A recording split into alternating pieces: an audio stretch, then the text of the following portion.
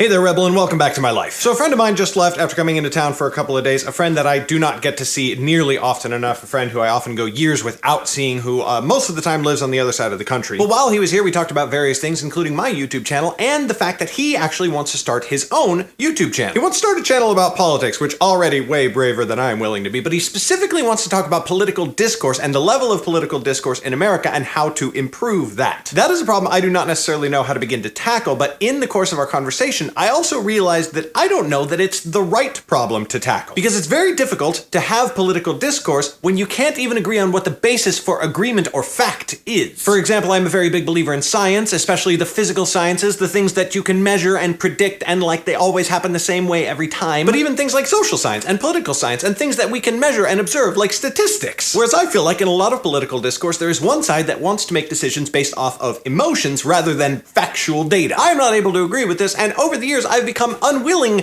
to accept that in people. I'm not just willing to be reasonable with somebody who ignores facts and science and data, especially when the decisions that they make based off of their emotions actually harms people, like in a measurable way. And my friend pointed out that while he agrees with me a lot of the time in that stance, it is very dangerous to assume that you know and are 100% objectively right in something. After all, that is the exact stance taken by people who make judgments based on their emotions. They make judgments and then they say, I'm 100% right, and they refuse to back down. And I say, okay, but I am saying that based off of observable data, and they are saying that based off of...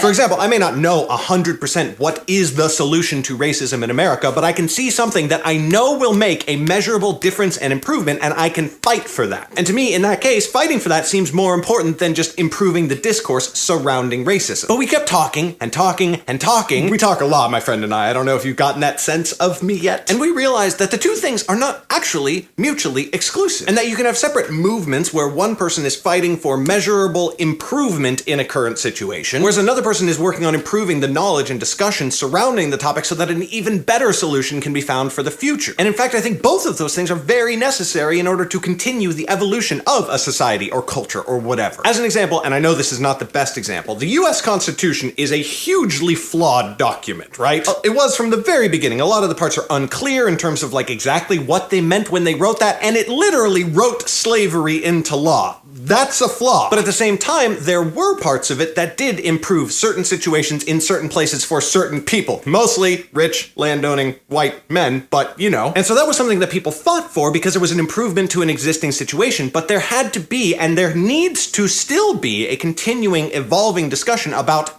how to do it all better. And I don't know that I particularly want to be a vibrant and active part of that, like, discussion movement, right? Because I'm more interested in things that seem urgent to me, like situations that I can improve right now by trying to educate and enlighten people and motivate people to actually make change. But I am glad that some people, including my friend, do want to be part of that dialogue movement, or whatever you want to call it. Because in the long term, it's gonna be really good. That was possibly the least eloquent trailing off of a sentence in any of my videos ever. Have I mentioned that I write books? That is it for today, Rebels. Thank you so much, as always, for watching. I appreciate your viewership, and if you want to give a little bit more concrete support to the channel, there is a Patreon link in the description down below. I will see you on Friday. Bye!